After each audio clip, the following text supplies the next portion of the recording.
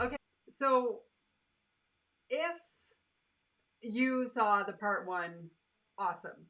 If you did not, I will post it and I'm going to encourage you to go back because I was riffing on this whole entire topic of what do you do if you get duped in business. And so far, what we've done is talked about you can't let it go.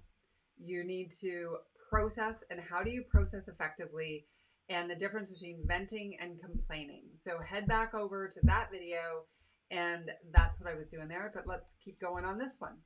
Now, uh, and the reason I have Winston here is because we are expecting thunderstorms, and so his little heart goes, and so I have to hold him really, really tight to keep him calm. But he seems to be calm, and he's just having a nice cuddle with his mama.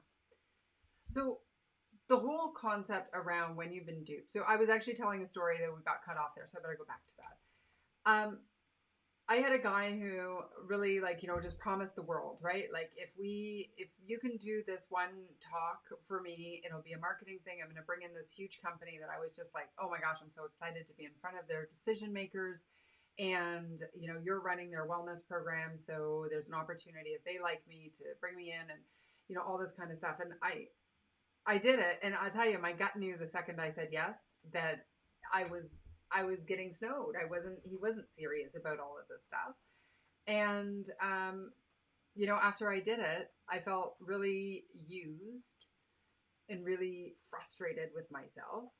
And he ghosted me. Right. So in business, by the way, don't ghost people. I mean, it's the tackiest thing to do. Right. Like it's one thing if you get busy and you take a week to answer an email, but like don't ghost people. Like we're not in a high school. Anyway, so I had a lot of anger and a lot of frustration. So I had to go through this process.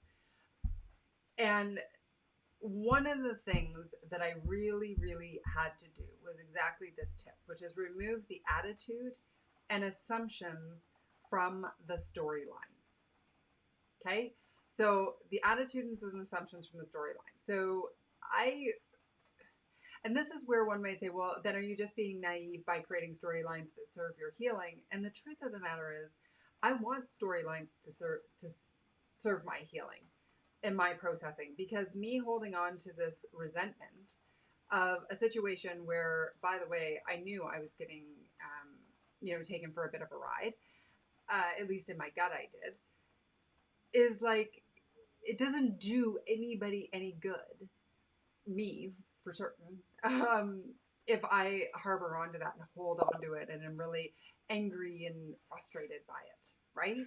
And so I think this is like back to the beginning of our conversation in the first half of the program, where I was talking about, it's like drinking the poison and expecting someone else to die.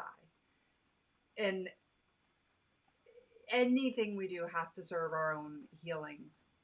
And so that assumption, because the thing is like when we're angry about something and somebody's taking advantage of us and we are just so frustrated, we can dramatize it. And so I'm going to challenge you to write out, what is the real issue, what exactly did they do. And so in this case, it's like he dropped the ball in the follow-up. Okay, well, he's not the first person who's ever dropped a ball on the follow-up.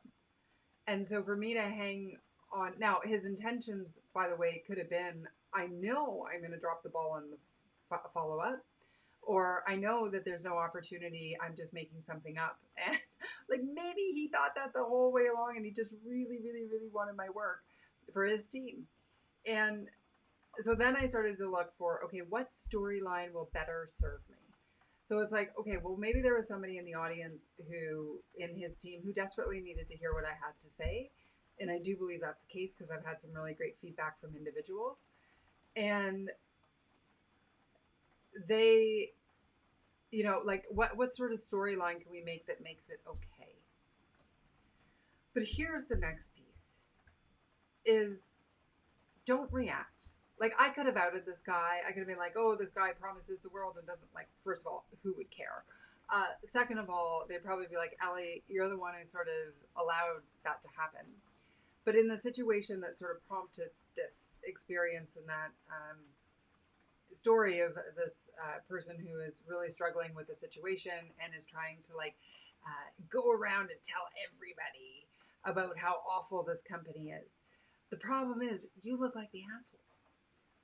So it doesn't do any good. People don't, as much as they should, as much as we want everybody to stand up and fight for what's right. And I have learned when people do things wrong and you stand up about it, most people sit on their hands and disappear. They don't get involved publicly.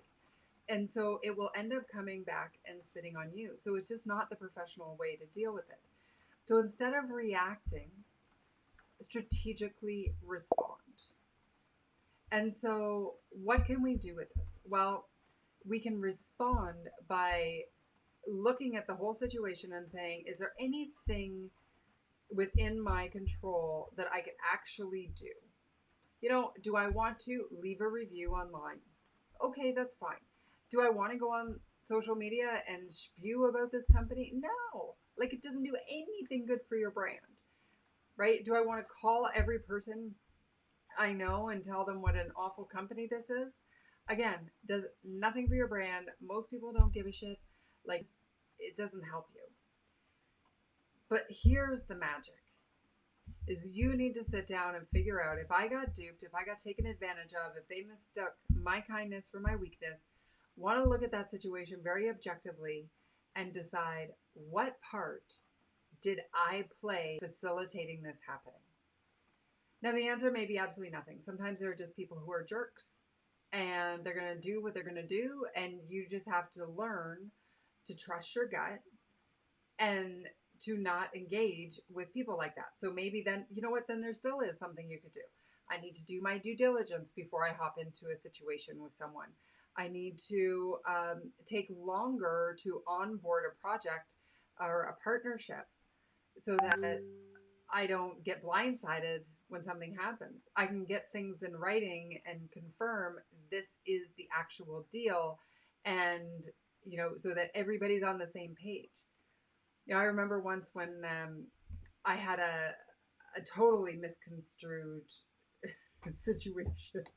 And you know what? If I would have confirmed in writing what I thought the deal was, the person would have been able to respond and go, no, no, no, not quite that. Here would have been the thing. And that would have saved us 6 months of hassle. Right? So where can we learn how we show up so that it doesn't happen again? Because if we went through something, we're going to keep going through and repeating the same patterns and the same patterns and the same patterns until we stop reenacting the same patterns.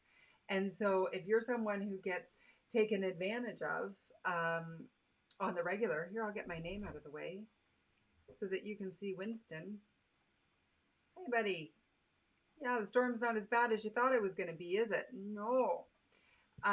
He's fine. He's just a little anxious because of the storm. Anyway, so there's my thinking. So you can't let it go. You got to learn how to process it, which means you have to figure out how you process, and venting is really healthy in a safe space that you've identified as a vent as opposed to a complaint, which is different. And then you're going to remove the attitude and the assumptions around the storyline for what's actually happening and look at the situation and decide, what is it that I can do differently that would avoid this ever happening again? And instead of reacting, respond strategically. So taking an effort. There were many emails in that one situation I was telling you that I kept like wanting to send, and I did not. I'm sure they're in my draft box and would be really good for a laugh some point. But yeah, that's where my head's at today. So I hope the internet kept going. And Greg, thanks for letting me know I wasn't live. Or maybe I was. And hi, Tammy. Awesome to see you as always as well. So I don't know. Have you ever been screwed over in business? Have people mistook your kindness for weakness or manipulated you in any way? How did you deal with it? I'd love to hear in the comments. You know, share some advice and let us know. Let us know. Hey, buddy, is that it? He's doing actually very well, because earlier this morning, he was not this calm in a storm. It was like, and then he whines, right? He doesn't bark, but he whines. There we go. If you're upset, stop drinking the poison. Stop drinking it. because the other person has moved on with their life. That's the thing. You know, I'm thinking of another client of mine who really got screwed over by some people in the company. And, you know, there was this whole like parting of ways. And it's like every time, every minute you spend ill willing towards that person who did something ill to you is another moment that is wasted from you figuring out how to move forward and enjoy your life. I think anyone that started a business is used to this will be great for your portfolio offers. I know. And I've been in business for almost 15 years and I still fell for it. And it was because it was such an awesome opportunity on the other end. But you know what? Who knows? Maybe something will come up. I mean, it's been several months. I haven't heard a word. But, you know, I was really carrying that for a while. And then, you know, the storyline around it really had to be restreamed. I'm like, oh, maybe I didn't do a good job. Maybe. And then, you know, well, I did what I do. So hopefully it was good. You know, I'd like to think it is. I like to think I inspire people. It can sometimes to realize your worth and get over imposter syndrome. Most people don't want to admit their vulnerability publicly. So true.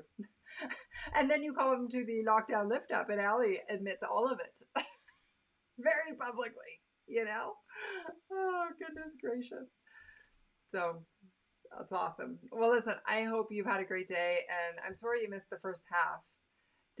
Does anybody know, like, did it show up somewhere? Did anybody see it? The first one? No, it doesn't matter. I'll go back and look. And if I didn't, I'll put it in. Now we're live, but the other one is not. So, okay. You know what? Tech happens. I will be sure to get it sorted out and we'll go from there. Okay, my friends. Oh, hello, Kimberly. How are you? Know our worth. You better believe it. And that's the thing. It's harder when you know your worth. And it's interesting because every time we go through something like that, it's another reinforcement of the lessons that are transpiring in our lives. Because we just keep repeating the same patterns until it is no longer. So I think, Greg, what I did was I went live, but I didn't actually live this particular event that I pre-scheduled. So that's probably why it didn't show up. But you know what? No big deal. We'll get it to show. It'll work itself out. All right. I hope you have the absolute best day and have a good lift up. Look at that. The microphone's even in the way of Winston. He's not quite high enough. I give a little, there, do you want to say hi to everybody on camera? Is this like the tackiest thing to do on live ever? I put his leash on so I could hold on to him because he gets really anxious. Does anybody else have a dog who gets really anxious in the thunderstorms? Like his heart is beating, but he's still pretty chillax. Hi, honey. Yeah. All right. Life at home. Thanks. All right. Bye for now.